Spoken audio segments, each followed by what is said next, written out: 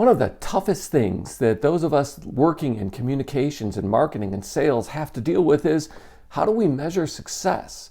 Things that are beyond our control. How does the sales team take our leads that we provide them? And what quality of leads do we have? Or how do we measure whether or not people are listening, seeing, or whether we're popular? Whatever it is, how do we learn to measure what's right? I don't even know what that means. No one knows what it means, but it's provocative. No, it's not. It's Gets gross. the people going. So let's take a look. Let's look at the options about what actually we should be measuring, what we should be ignoring, and how to do more of what's working for us. Hi, I'm James Callahan, and this is the Do-Over Show. And a big part of learning how to get your do-over right is learning how to measure the right things, better things, and avoiding things that are simply based on vanity. For example, social media and marketing channels. Most of us look at the views that we get and we're like, oh goody, I got a lot of attention. But that's actually a vanity metric if you want them to take an action, if you want them to engage, to click, to give them your email, to share. And in order to measure the right things, we have to get over vanity.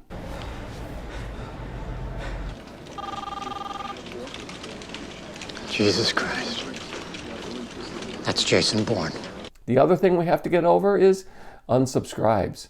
I know it bothers you when you have an email list and it's struggling to grow, and then someone unsubscribes and you wonder, why did they unsubscribe? And instead of paying attention to the 500 or 5,000 or 50,000 people that didn't unsubscribe, we obsess about the one that unsubscribed. I hope I didn't offend them. What did I do? What did I do wrong? You did nothing wrong. In fact, they've given you a gift. They've told you, look, you and me, we're not working right now. I'm not interested. You may be wonderful, I may be wonderful, but I'm just not for you, you're not for me. So you don't have to worry about them. And obsessing about the exception rather than the critical mass that you can actually use to accomplish something is one of the worst missteps we can make in our communicating and our engagement and the metrics that we use. Bye, Felicia. So the goal is that when we communicate, we actually get something more than just views, vanity likes. We actually get engagement. We get people to act. And that means that every single time we put something out there, there has to be a clear call to action, a CTA. What's your CTA? What do you want people to do because of this? And are you leading them to that point where you give them a reason? Not proving, not manipulating, but giving them a chance to say, yep, I want to learn more. That means that we give them one call to action, because when we give the brain 2 or 3 or 4 options, think about the average newsletter, think about the way we communicate. If you like this, click here. If you like that, click there.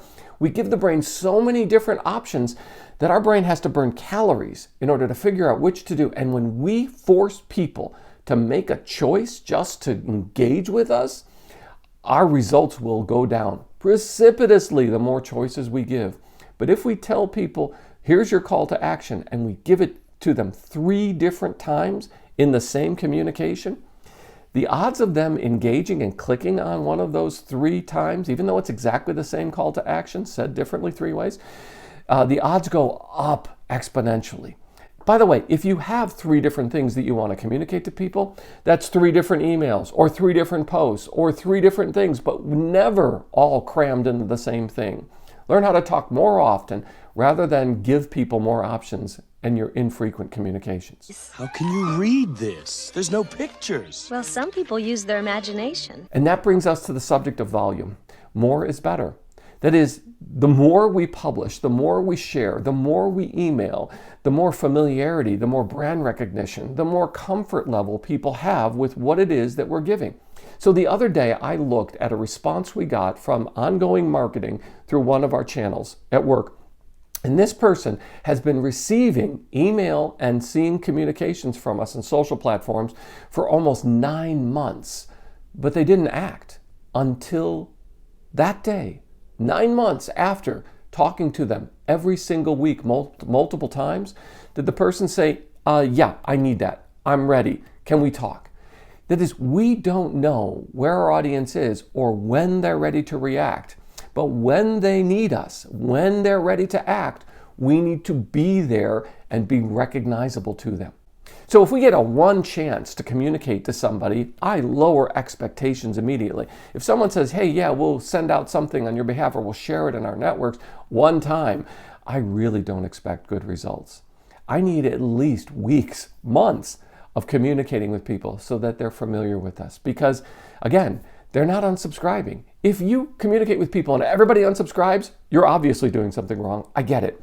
But for the most part, when we communicate, we need volume, we need frequency, we need to build awareness, a comfort level so that they can trust us. And that brings us to measuring what engagement we actually get. And that means whether or not something is considered a hot lead or a cold lead or a warm lead, whatever terms you want to use.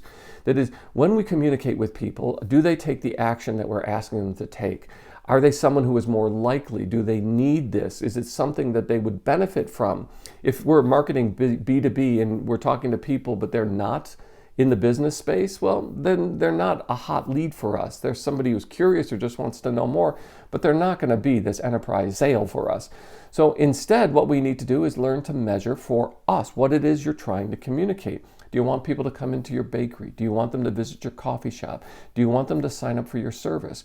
And by the way, whatever it is you're doing, here's the value add to that. You have to add value.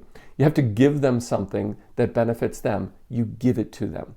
You give them something to add value if you want to, for example, increase your email list. So you give a free ebook or download. You give them advice. You show that you're in the space. You talk about what you know.